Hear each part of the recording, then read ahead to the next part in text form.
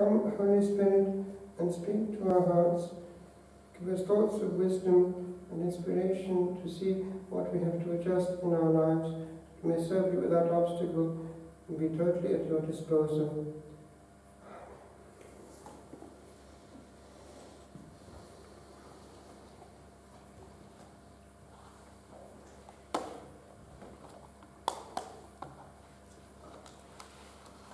In the same epistle to the Hebrews, as often is the case, the author refers to earlier passages and applies them to our time.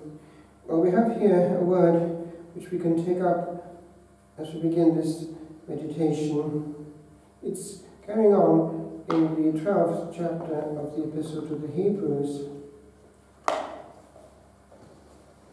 Have you forgotten that encouraging text in which you are addressed as sons? My son, do not scorn correction from the Lord.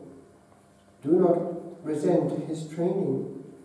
For the Lord trains those he loves and chastises every son he accepts.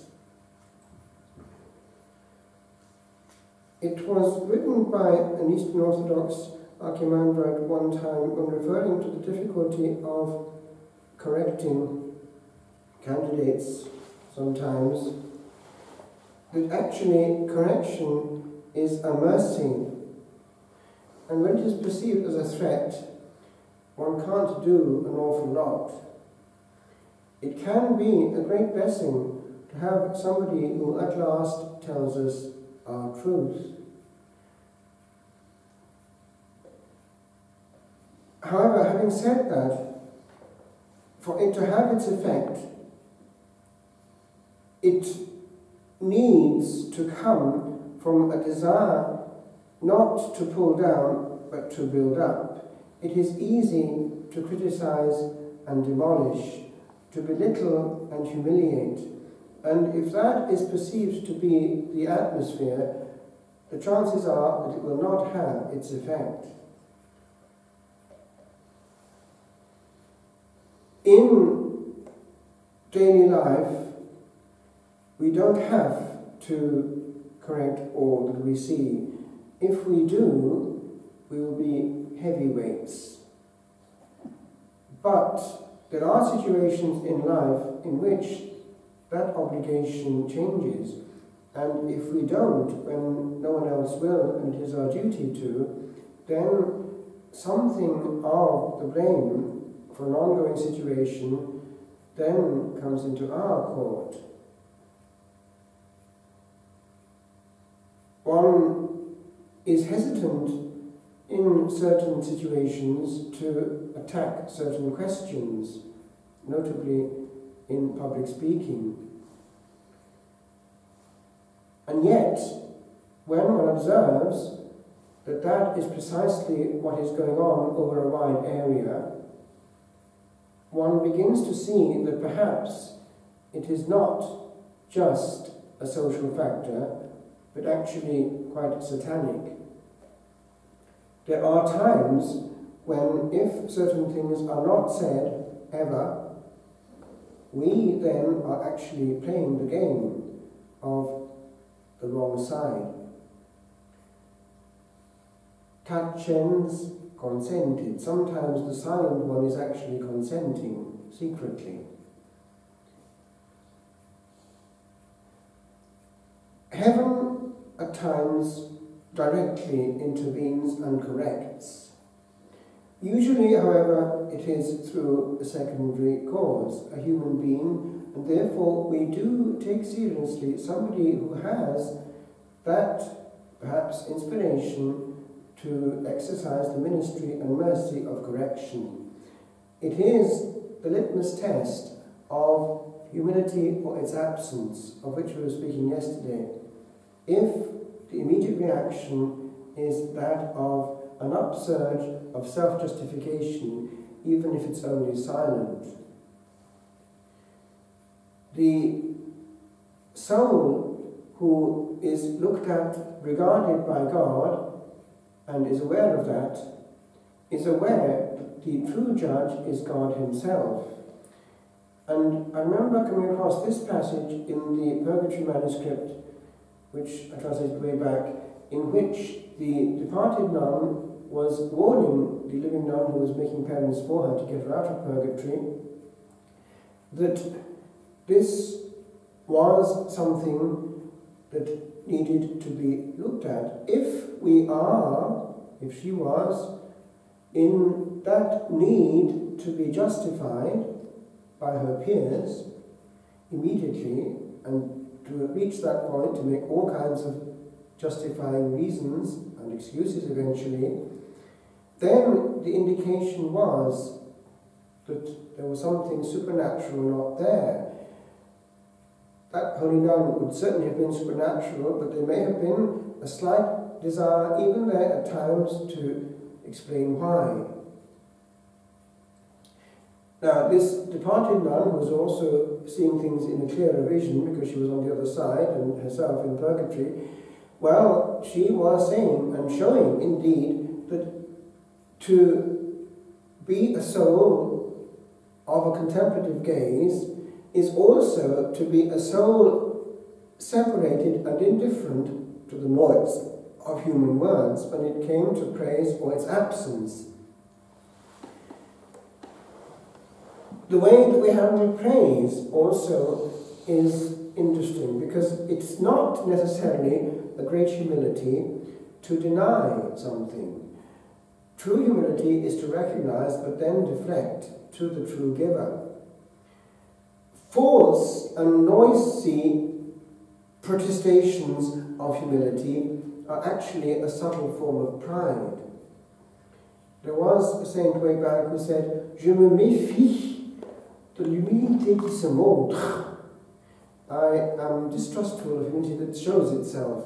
Humility is not something that in any way refuses to accept graciously thanks, gratitude, and genuine praise for something which is heartfelt by someone else. The question is how then it's handled. There are ways and means of quietly not insisting upon it and passing on to something else, or indeed showing that perhaps someone else is really responsible for the merit in question. That's perhaps the easiest way to do it. But it's also important to know how to accept gratitude and praise, and also to give it.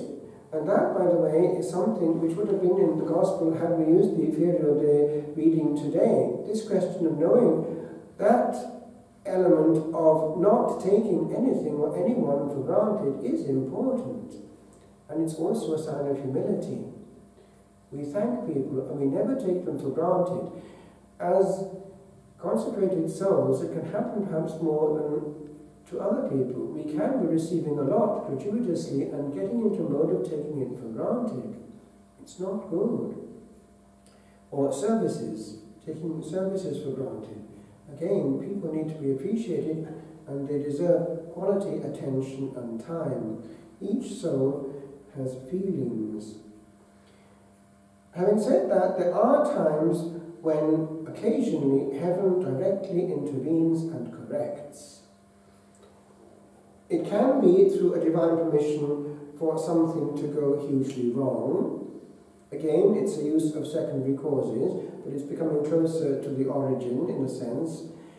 And I remember having a lot to do with a good young priest one time who said how it was his twin brother actually who thought of the priesthood initially, and he had spent a while examining the question, even in enclosure, but decided for marriage eventually, became a good father of a family. But then he himself had a very serious accident. I think something very heavy fell on his head at one point, and anyway he was put out of work for a while, but he was obliged to have this forced rest, and he at that point realized, well, maybe actually this is a divine intervention, or at least permission. Let's go for the priesthood. And it was the thing that made the difference, and he became a very good priest and actually monk. And so These things can be also, in our case, that we can find perhaps that something initially unpleasant, unwelcome, unprogrammed, and not at all in our calculated intention takes place, but then we might pause and say, as with children of knowledge, who were shown this in her reclusory way back in the Middle Ages, that nothing happened without a divine permission, and it was all for our good. Everything, all shall be well. And in that element, we are in a situation of perpetually being taught. Docibiles Dei. We are, as in the 6th chapter of St. John, being taught by God and waiting for a word in the event, because God is using events to correct us. The event also might be, for instance, that somebody out of the blue passes on a photocopy to us, a downloaded sheet from the internet, or indicates something to look at, and again it can be a word of God coming to us through that unexpected surprise, because also words change the course of time, and they do speak to us if we're receptive. And so these surprises, they can immediately seem to us as a bit of a nuisance. I haven't got time is often our reaction. And then we give the time and we see, well, actually, I needed to know that. And it becomes a word from God, sent to a secondary cause. It is very difficult to talk to a person who has no need of correction, and there are plenty of those around. It's also very difficult to talk to a person who has no need of further knowledge, thank you, with regard, e.g., to theology or doctrine. Hence it is that if one finds somebody who has the gift of infallibility, e.g., a very self-sufficient fundamentalist, Protestant or Catholic actually in a sense, because you get the same thing on both sides, the kind of thing that it's difficult to dialogue with, then one says, pace, I won't insist, because no one's going to progress and much peace will be lost in the explosion. So one makes a detour without conniving. But occasionally one comes into a person who might genuinely be wanting to know.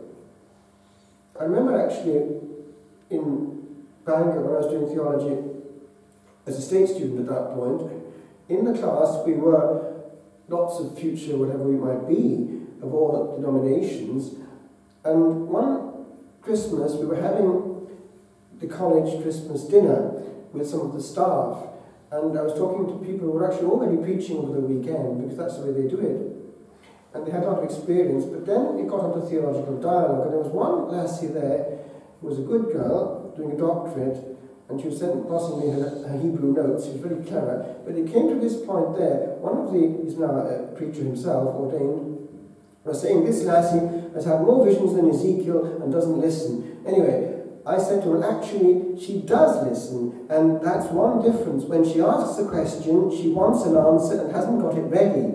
And that's the way dialogue is done. And in the end, she actually became eventually an Anglican, and was ordained an Anglican clergywoman, and then became a Roman Catholic, leaving all. So she was listening both to man and to God, and it's very difficult to crack that mold when you're brought up in the very Protestant atmosphere of Welsh nonconformity. So all that to say that listening is something that can happen if there's a prayer life, and that's what was there. Because in genuine prayer life, what is happening?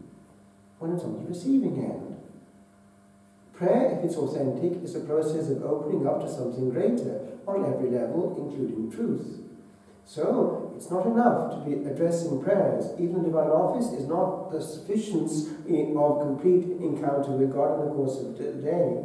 It has to be that gratuitous waiting for a word. Waiting for a word. And indeed, if we have the ministry of preaching, it's indispensable, especially before the major events of preaching, e.g. a Sunday, that we wait for that word. The Lord knows the word He wants to give to His people, we don't. And it's important that we spend that while in Lectio above the word that we're going to proclaim, to know what the Lord wants us to say for His people on that day. And it's quite different. Academic truth is one. Heart sharing and power is another. So here we have a case of somebody who was pretty sure of himself, and he surely enjoyed the gift of infallibility. what happened. We're going back to the 1940s. His name was Bruno Cornacchiola. He came from a poor background and had received only rudimentary religious instruction. After military service at the age of 23, he married Yolanda Logato, and to earn money decided to fight on the nationalist side in the Spanish Civil War, although he was actually more inclined towards communism. Once in Spain, he came under the influence of a German Protestant, who managed to convince him that the papacy was the cause of all the world's ills. Bruno at once conceived a hatred for the church and vowed, wait for it, that he would kill the Pope. Nor was this an idle threat. He bought a dagger in Spain, especially for this purpose, carving on it the words, "Death to the Pope, morte al Papa." His wife was not enthusiastic about his new Protestant beliefs, and he began to abuse her physically. He also destroyed all the Catholic mementos and pictures around the house. Bruno then decided to join the Protestant Adventist Church in Rome and tried to persuade his wife. She agreed on one condition, that first he should make the 9 First Fridays devotion, and that if at the end of this he was still determined to become a Protestant, she would join him. Yolanda trusted that God would somehow convert her husband, but at the end of the 9 months he was still set on joining the Adventists, and so she reluctantly followed suit. From 1939 to 1947 he worked as a tram conductor in Rome, and by the latter date they had 3 children, 2 boys, Carlo, aged 7, and Gianfranco, aged 4, and a girl, Isola, aged 10. Unfortunately, his physical abuse of his wife continued, causing much distress to both her and the children, while by now he was a convinced communist who still had pains to kill the Pope. On the Saturday after Easter, the 12th of April 1947, he set off for the afternoon with his children. On the following day, Sunday, he was due to give an anti-Catholic and indeed anti-Marian talk, and he wanted a chance to plan out what he would say. Notice that this Sunday is the date of what was to become Divine Mercy Sunday. So it happened on the eve of that day, what's about to be narrated here. They took the bus to Trefontane. I mentioned that to you with regard to St. Bernard, and that statue there which has Ave Maria, Ave Bernarde on it. The statue answered back. It's in the hands of the Trappists right now. The abbot is Don Jacques, who's a friend of our community, is a Frenchman. He had to be ordained. He was only a brother, I mean a priest, not a priest, and he was elected abbot, and he had to have one after the other, diaconate and priesthood, before being made abbot. Anyway, once there, while waiting for the shop to open at about 4 o'clock in the afternoon, because they have the siesta in these places, after the siesta he sat down in the shade to plan his talk. So he was waiting during the siesta for it to open, so it all happened at this time in the lull of midday. So he was planning this terrible talk while the children played with a ball on some waste ground nearby. At about 20 minutes past 3, he was disturbed by the children shouting for their lost ball. But as he helped with the search, the youngest, Gianfranco, promptly went missing himself. Bruno discovered him in a small cave or grotto, smiling, with hands joined as he knelt, and repeated the words, "Beautiful lady, beautiful lady." Notice how these children are our eyes. Bruno could not make anything out, and so called first to Isola and then to Carlo, who both came and saw the beautiful lady. All three children were entranced and oblivious of his shouts. He became frightened after he was unable to lift them, and called out angrily into the empty cave. Finally, in desperation, he cried out, "God, help us!" Interesting how atheists call out to God. At this, Bruno saw two transparent hands which touched his face and wiped his eyes, causing him pain. Then he saw a tiny light in the cave which grew more luminous as he felt an interior sensation of great joy. Finally, he saw a beautiful woman with a motherly but sad expression, wearing a green mantle over a white dress and with a rose-coloured sash around her waist. In her hands she held an ash-grey book close to her breast. Notice that detail, I'll come back to it in a minute. While at her feet he could see a crucifix which had been smashed on top of a black cloth. She called herself La Vergine della Liberazione, the Virgin of Revelation, and spoke to Bruno slowly and rhythmically for about an hour. An hour actually, and 20 minutes. He could remember every word afterwards, and I think this actually was a special grace given to him. It was like a recording he could replay time and time again. But the children only saw her lips move and heard nothing. Didn't need to. Our Lady revealed herself thus: I am she who is related to the Divine Trinity. I am the Virgin of Revelation. You have persecuted me. Now is the time to stop.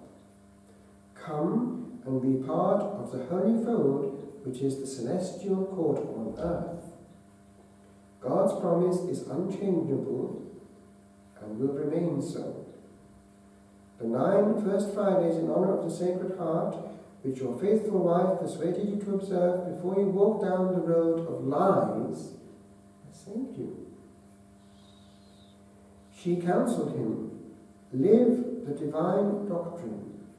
Now notice what's going on here. We have heaven using these words, the divine doctrine. That's rare. It's a clear indication of where the truth lies. And she's talking precisely to an Adventist. Live the divine doctrine, practice Christianity. She doesn't say Catholicism, practice Christianity. Live the faith, capital F. While also saying, the Hail Marys that you pray with faith and love are like golden arrows that go straight to the heart of Jesus. Now that's kind of important too, because one justified criticism that we might be unwilling to perceive is that we are criticized for too much unthought prayer by our Protestant brethren. And it's something that we perhaps should take from God, because actually on that level they're not entirely incorrect. In Ireland, the rosary is nobody's business. Roughly a quarter of an hour, the whole lot is done if you're lucky. 10 minutes is even better.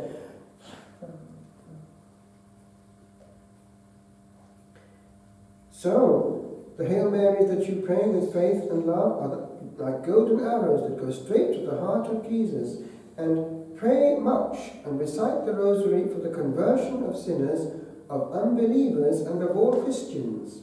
So, we're in that mess ourselves. We need conversion. And indeed, that same Blessed Virgin did insist, didn't she, at Fatima, to put this in at the end of the decade. Oh my Jesus, forgive us our sins, save us from the fires of hell. And she showed those fires, and lead all souls to heaven, especially those in most need of your mercy. So, who are they? They asked which year who these were. Were they the souls in purgatory? No, they're souls in grave sin. And how much of a difference would there be on this planet if those rosaries were said and those words were engaged with the mind? There would be more conversions of sinners. They're just rattled off. We don't see their power. And so many beautiful prayers, we don't actually see their power. One time when I was living in a seminary, when I was doing classes, I was living in a seminary part of the time there, and I had a friend from Oxford. He was a son of a vicar, and he'd become a vicar himself, an Anglican, and he was impressed by the power of the liturgical words that we had, but he said that they're dead because you're not praying them. In other words, we were rattled off. He was talking about the divine office in that case. They were beautiful prayers, but they weren't being said properly. See, the Anglicans have a certain dignity about them. When prayers are said, they're said slowly and calmly. We go too quickly and we miss the power of the words.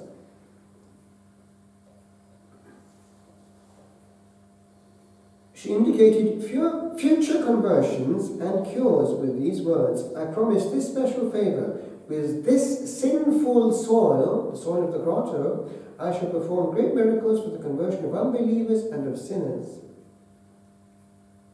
The grotto actually had a bad reputation as a place of immorality. She also spoke of future problems. Science will deny God and will refuse his calls. In particular, she spoke of her assumption into heaven. Remember, we're talking in 1947 here. So she spoke of that, outlining her life during her 80-minute talk. My body could not and did not decay. I was assumed into heaven by my Son and the angels. Now, retain that bit, I'll come back to it in a minute. She gave him, too, a great message for the Pope. You must go to the Holy Father, the Pope, and she's saying quite clearly, the supreme pastor of Christianity. Now that's interesting, that careful use of language there, because it also would include, would it not, if you talk about Christianity, our brethren in the East. And personally tell him my message. Bring it to his attention. So listen what's going on here. That's including a bit about the assumption. I shall tell you how to recognize the one who will accompany you to see the Pope, because it's difficult to get into the high places, isn't it? Especially if you've got suspect background. Finally, it was over, and after smiling at Bruno and the children, Mary turned around, walked through the wall of the grotto, and disappeared. Bruno was in a daze. Although the children were excited as they all made their way to the Trappist church to pray in thanksgiving. It's a nice church, by the way, unspoiled, and lovely choices. Before going home, they all went back to the cave, where they encountered a beautiful fragrance. And that fragrance comes and goes. Maybe you've had it in your life. There are places and events which sometimes it happens. I could go into a few details, but there's no point here. But it is around, this divine fragrance, the kind of mingling of roses and incense. All the more surprising because its floor was covered with filth. Bruno cleared a space and used his door key to scratch this message. On the 12th of April 1947, the Virgin of Revelation appeared in this grotto to the Protestant Bruno Cornacchiola and his children, and he was converted. Bruno told the children to say nothing, but this was a forlorn request, and as soon as they got to their apartment block, they had told everyone they met. Arriving home, they were greeted by Yolanda, the wife, who could smell a beautiful perfume emanating from them. And after the children were in bed, Bruno told his wife all that had happened. He begged forgiveness on his knees for the way he had treated her. Following Mary's directions, Bruno eventually found a priest to advise him so that he and Yolanda could rejoin the church as the story spread and the numbers of pilgrims grew, with articles on the apparition beginning to appear in the press. He and the children were even questioned separately and at length by the police, but they were unable to find any significant differences in their accounts. Mary apparently appeared to Bruno on several other occasions at the grotto, but did not speak. Now, The local church authorities also carried out an investigation, and the cult of the Virgin of Revelation was approved with unusual speed by the Vicariate of Rome. As the number of pilgrims grew, the area around the grotto had to be altered to make it safer and more accessible. A special statue representing Mary during the apparition was blessed by Pope Pius XII on the 5th of October 1947. The vigil actually of the Feast of St. Bruno might have been chosen for the, I don't know, it's a coincidence. St. Bruno is the 6th of October. This man's name is Bruno. And then taken in procession amidst huge crowds from St. Peter's Square to Tre Fontane. Now, just one detail here. It is the statue of La Vergine Revelazione, and she has a book. And that is significant for Protestants, the book. And so, it's interesting there that Our Lady is using, as it were, Protestant language to get through to Protestants. But there's more to come. Just over 2 years later, on the 9th of December 1949, just after the Immaculate Conception, Bruno was part of a group invited to pray the Rosary with Pius XII in his private chapel as part of the beginning of the 1950 Holy Year celebrations. After the Rosary, the Pope asked if anyone wanted to speak to him. Bruno immediately came forward and knelt at his feet, and with tears in his eyes showed a dagger with which he had intended to kill him, and his Protestant Bible. He begged forgiveness, which Pius XII unhesitatingly gave. However, there's more to it than that again. It seems that Pius XII had an awareness of what was going to happen. For at least 10 years previous to that, since in 1937, while still a cardinal, he had a meeting with a holy woman who had apparently seen Mary in a vision at Tre Fontane. She related how the Virgin had told her that she would return to the grotto and convert a man who wanted to assassinate the Pope, and moreover that he, Cardinal Pacelli, would himself be Pope. His reply was cautious, and in effect he said he would wait and see. And in 1939, Eugenio Pacelli duly became Pope Pius XII. Given all this, it is understandable that the cult of the apparitions at Tre Fontane was approved so rapidly. Of course, he was the one who would, on the Feast of All Saints that year, 1950, proclaim dogma of the Assumption, which had been underlined in these apparitions. The Franciscan Conventual Friars Minor were given custody of the grotto in July of 1956 and asked to construct a chapel at the site, in addition to administering the shrine. Since then, a prayer to the Virgin of Revelation has been given an imprimatur by the Vicariate of Rome, and the cult was so well recognized that during the Vatican Council, numerous prelates went to Tre Fontane to pray. In 1987, on the 40th anniversary of the apparition, Cardinal Poletti, Cardinal Vicar of Rome, and thus the Pope's official episcopal representative, came to the shrine to celebrate Mass. But they're still waiting really definitive judgment. The point is that the whole feeling of Rome is towards it. It's massively frequented there, just opposite the Trappist monastery. He's dead now, Bruno, recently.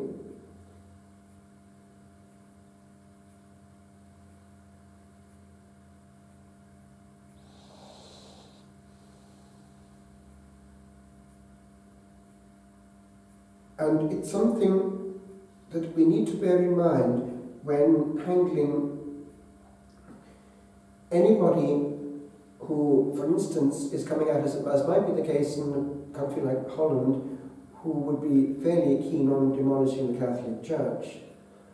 Truth does not need to raise its voice. The truth is self-possession of a great peace and conviction which is disarming. That is, it's serene and unruffled. That is far more convincing than somebody who feels the need to emphasize a point with many decibels. Indeed, one can see the person who's losing an argument by the way he does that very thing, raises his voice and starts to deflect the argument to another area where he's more secure, and starts to aim at something which he's able to demolish easily, but he's avoiding the real issue which he doesn't want to face. It happens even more with people who are outside the Christian faith altogether. It's very impossible, it's kind of unthinkable really to talk calmly and serenely, for instance, with the average Muslim, because they have different notions of logic. So there would be hope that if one came across somebody of another Christian conviction, one could at least calmly dialogue with what is the problem that he has before him. If after calm dialogue the person is not at all changed, it's an indication that he can't learn, therefore he's stuck. So we leave the person in peace. Again, I return to that example in university. It's when a person asks a question with a desire to want an answer and not having it ready, that there's some hope of dialogue and increase in knowledge. But it applies also to us, because we too have to exchange, e.g. with other clergy or Catholics, whoever it might be, and also learn something from somebody's perception. Of all people, Cromwell said, "I pray you, my brother, to remember that two men may sometimes differ, and yet both